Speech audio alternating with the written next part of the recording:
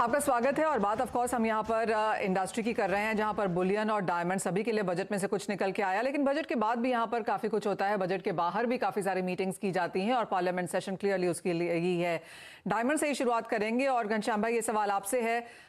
जिस तरह की एज ऑफ नाउ मांग है, ये माना जाता है कि लैब ग्रोन डायमंड्स की जो इंडिया में इंडस्ट्री है वो करीब 2 से 5% है। अंतर्राष्ट्रीय बाजारों में अब इसका 15% जितना मार्केट शेयर बन चुका है।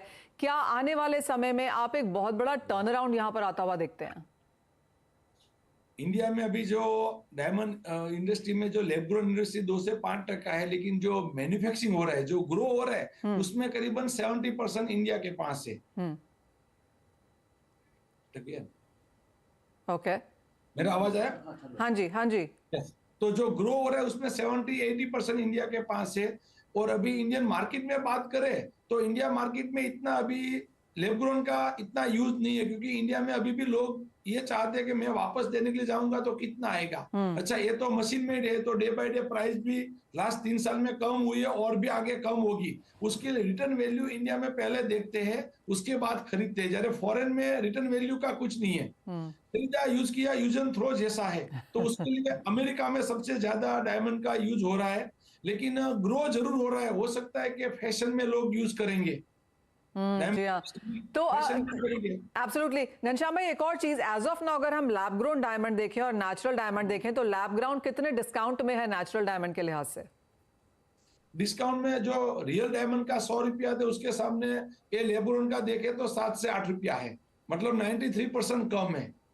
तो दूसरी साइड देखे तो इतना कंपेयर जैसा भी नहीं है, क्योंकि 100 और 97% की कंपेयर नहीं होती, मतलब 70-80 नजदीक हुए तो कंपेयर हुए, दोनों अलग ही चीज है। लेकिन डायमंड जैसा है उसके लिए डायमंड के साथ कंपेयर होती है। लेकिन ये तो मेरे को लगता है कि फैशन में यूज होगी, यूज एंड थ्रो में यूज होगी। जैसे ड्रेस के हिसाब से लोग कपड़ा अलग अलग चप्पल पहनते हैं, पर्स रखते हैं, उसके हिसाब से ज्वेलरी बनाएंगे और उसके हिसाब से ज्वेलरी का यूज होगा।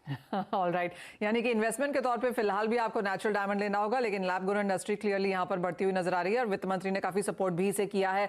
तो यही सवाल अब घनश्याम जी आपसे है कि बजट तो यहाँ पर अब आके चला गया, लेकिन आगे अब क्या एक्सपेक्टेशन है 2023 से, डिमांड के लिहाज से और गवर्नमेंट सपोर्ट के लिहाज से?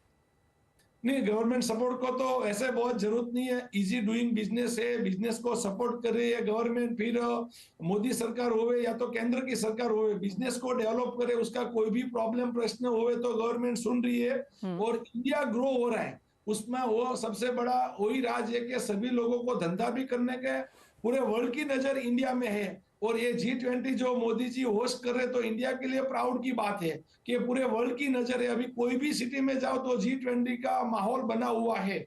तो बिजनेस करने वाले को सही बिजनेस करे, ट्रस्ट के साथ बिजनेस करे, तो बहुत सारा एक्सपांड करने का प्लान है। जितनी उसकी कैपेसिटी है उससे ज्यादा एक्सपांड करे।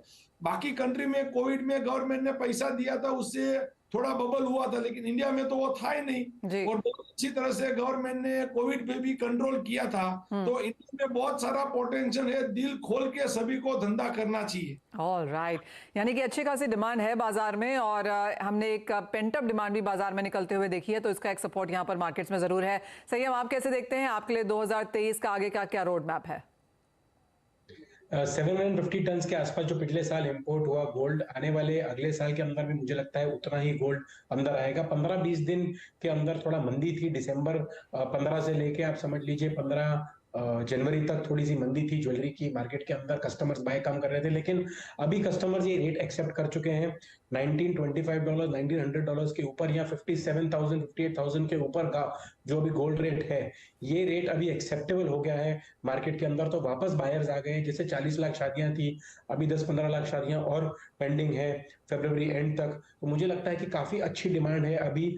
और जो लाइट वेट ज्वेलरी आ रही है या ब्राइडल की हैवी वेट ज्वेलरी आ रही है, जो बायर्स अभी बीच में 10-15 दिन रुक गए थे, वो भी अभी आगे आके बाइंग करने लग गए हैं। और मुझे लगता है कि जो डिमांड है ये साल वो भी बराबर रहेगी, सही रहेगी। अभी भी काफी नए शोरूम्स खुल रहे हैं सारे सिंगल स्टोर्स के, मल्टी कॉर्पोरेट्स के। मुझे लगता है कि आने वाला साल भी गोल्ड के लिए अच्छा रहेगा, डायमंड के लिए अच्छा रहेगा। जो रेट्स हैं वो 62-63,000 तक दिख सकते हैं अप्रैल एंड तक। 1,000-1,500 रुपए की रेट घट सकते हैं, उससे ज्यादा घटने का कोई स्कोप नहीं है एट प्रेजेंट। Okay. और मुझे लगता है कि एज इन्वेस्टमेंट भी लोग अच्छा बिजनेस कर रहे हैं इसके अंदर। एब्सोल्युटली। तो चाहे वो इन्वेस्टर्स हैं, इंडस्ट्री है, डायमंड इंडस्ट्री है, सभी की एक्सपेक्टेशन यही है कि आने वाला साल यहाँ पर काफी बेहतरीन हो सकता है। एक फाइनल सवाल आपसे फिर निशा, ई गोल्ड, डिजिटल गोल्ड के लिए ये साल कैसा रह सकता है? हमने देखा है कि जो ओवरऑल जिस तरह से फिजिकल डिमांड कम हुई है मार्केट्स में, कहा जा रहा है 2 महीने से प्राइसेस काफी बढ़ चुके हैं, बट हमने डिजिटल गोल्ड में इनफैक्ट देखा है कि अच्छी डिमांड रही है। SIPs लोग करना पसंद कर रहे हैं क्योंकि प्राइसेस इतनी हाई है, तो लमसम में इन्वेस्ट करना थोड़ा किसी को मुश्किल लगता है। तो हमने देखा कि डिजिटल गोल्ड में SIPs काफी स्ट्रांग है और यही मानते हैं कि आगे चल के इस साल 2023 में हम और 2x 3x का ग्रोथ देख सकते हैं। मिलेनियल्स जो है और कई एज ग्रुप्स के लोग हैं अभी जो डिजिटल गोल्ड में इन्वेस्ट करना पसंद कर रहे हैं, और जिस तरह की स्कीम्स आती है उसमें भी काफी फायदा रहता है। तो as gold price are expected to touch 63,000 in 2023, मैं भी यही एडवाइस करूंगी, गोल्ड SIP कीजिए, हर लेवल पे एवरेज करते रहिए। डाउन साइड में 55,000 तक लग रहा है, अप साइड में 63,000 तक लग रहा है।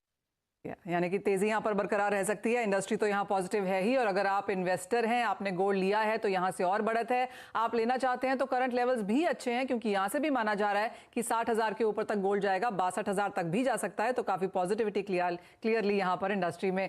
संयम, बहुत शुक्रिया। घनश्याम भाई आपका भी और निशा आपका, सभी का साथ जुड़ने के लिए। और